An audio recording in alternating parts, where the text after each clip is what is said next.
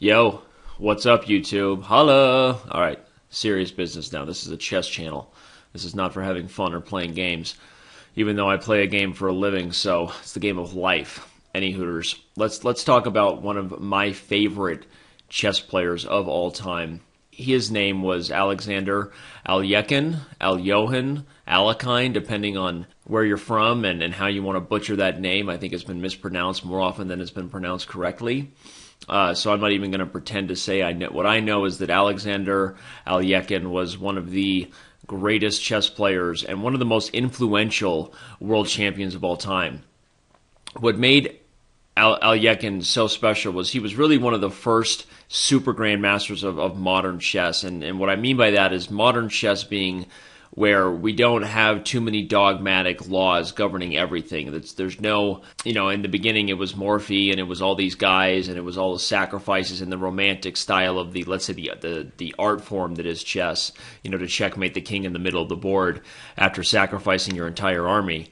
And then there were, the thoughts about positional chess and really how the smallest of advantages are really all that matter and that you can't really afford to play this sort of crazy cowboy chess. And I think when Alekhine came along, he sort of was this grandmaster who did everything and understood that you couldn't be dogmatic about a concrete material advantage or just do the same thing as far as just sacrificing pieces and playing too aggressively. You really had to play chess as a whole. And so I think Alekhine, more than any grandmaster and world champion before him, was just a modern day, well-rounded super grandmaster who could do everything. He could win positionally and grind you, and he could win with fireworks. And I think he understood that the initiative and the ability to create threats is really the most important thing in a position, not the dogmatic values of the pieces or the material there. And so the first game I've selected to show Alekhine's greatness is a game here that he won as black, and that was against Mises,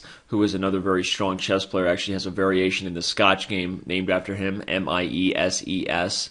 I don't know if they even used the titles Grandmaster or Super GM then, but he was obviously one of the strongest players in the world. And when he went up against Alekhine here, the fireworks were on display, and really the power of Alekhine's understanding of chess on just a deeper level than his peers was really on display in this game.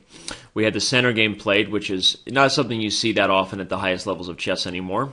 Mainly because after black takes the pawn and the queen takes, black is simply developing with tempi, attacking the queen, and we know that you don't want mommy to play with the kids on the playground because, as they say, when you play with kids you get, right? Fill in the blank. I can't say that because that's an explicitive. Let's say when you play with kids you get dirty. So that's why we don't like bringing the queen out too early in a chess game.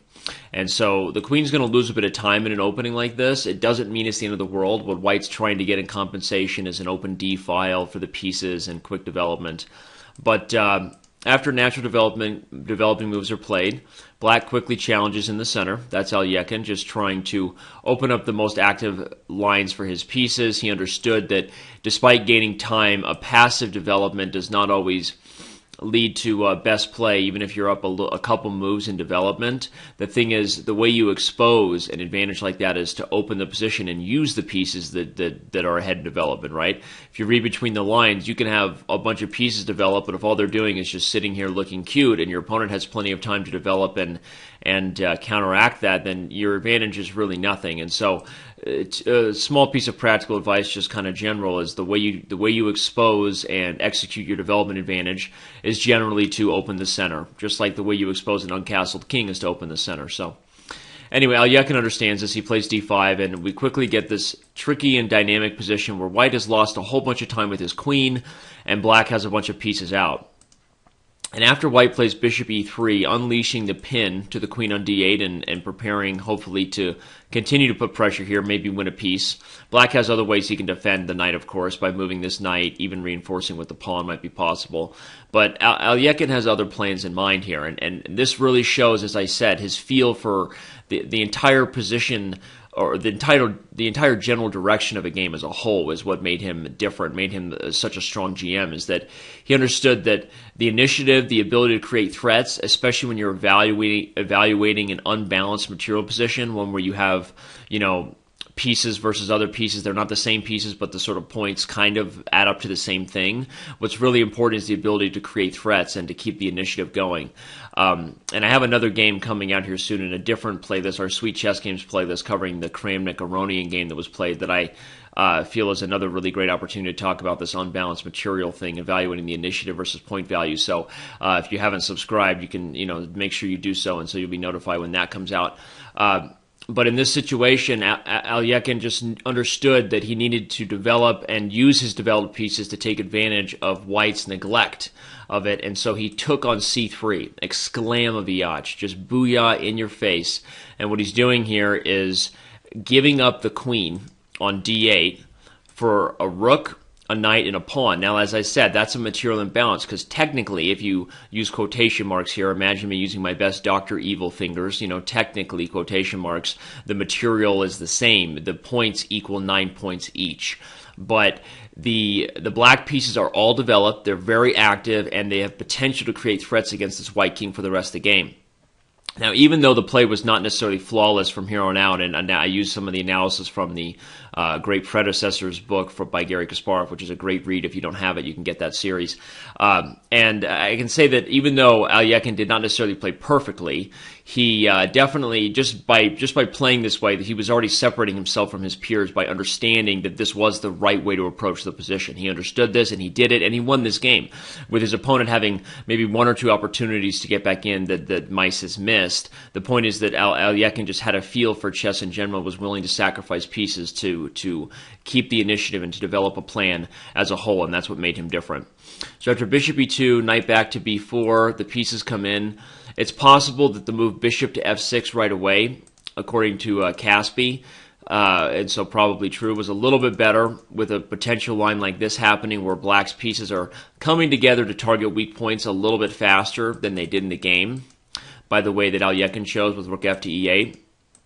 But nonetheless, some natural moves are made. We see all of black's pieces preparing themselves. Eventually, we'd like to see them all coordinated over here toward the king's position on the queen side. After g6, what should be noted here is that the move knight takes c2 is not the best option, because after takes, knight b4, knight d3, white is able to give back the material for a position with some compensation. Now the tables have turned in such a way where white has two pieces for a rook, but you notice that I put this variation in as a really good guideline to show you what not to do when you sacrifice material for the initiative. You have to be very careful not to get impatient or to get sort of panicked about winning your material back. So in this situation, technically the points are about equal, and black has won back the queen, but all of a sudden the roles are reversed, and white's pieces are actually all the ones that are very well coordinated, and probably white will win back a couple of the pawns and maybe even be better in the endgame. And so you have to be careful when you sacrifice material, and Alekhine understands that, and he's looking to execute on his initiative and to win the game, not just to win back material. That's the thing that he understood about chess, was the ability to create threats and to keep pressure was so much more important. Here white was able to simplify the position by getting off one critical piece, which was huge, and in this position white's only real chance was to play the move queen takes b7, eliminating the b7 pawn, and being a little bit more greedy is a really hard decision to make, especially when you just consider moves like rook b8 coming and knight c4, and it looks like black is just blowing open the entire position. But there's a lot of complicated analysis here that I got from the Caspi book I'm not going to show here, but I will say that was maybe one last chance, was for white not to be general and be sort of passive with the move queen e2 like he did, but to try to be concrete and try to just go for it and make black checkmate him or lose in the process. So that was white's last chance. The position is still very unclear, by the way, not to say that white was winning there, but that was his last chance. After this move, queen e2, black plays c5, and he's just preparing to bring up everybody, and it's just going to be too much. After rook g1, c4, h4, knight to d5 is a really strong move, liquidating this knight on f4 for the sole purpose of clearing the way for the rook. After f4, this move knight to d3, another exclamaviach. If this move doesn't show that he understood that the attack on the king and the initiative was more important than material, then that's a you problem, as I've said now from time to time. So you got to see that that's really a really nice move that opens up the bishop and the rook to get this attack, which ultimately leads to this mating net. After rook c2, the threat, of course, is just rook to b1, Czekolina Lashlamba. King tries to run for fun, but of course It was only delaying the inevitable. And after the move king f1, the move rook takes d1 would have delivered the goods, as they say. The eagle would have landed. So if you're not excited about chess after this game, then I don't know what to do for you. This was awesome, and I love. This is one of my favorite Alekhine games of all time. Again, hopefully you don't butcher his name too bad. And look for more of Alekhine's greatest chess games on this great chess players video playlist here on our YouTube channel. So for Chess.com, I'm Danny Rensch, and we'll see you around.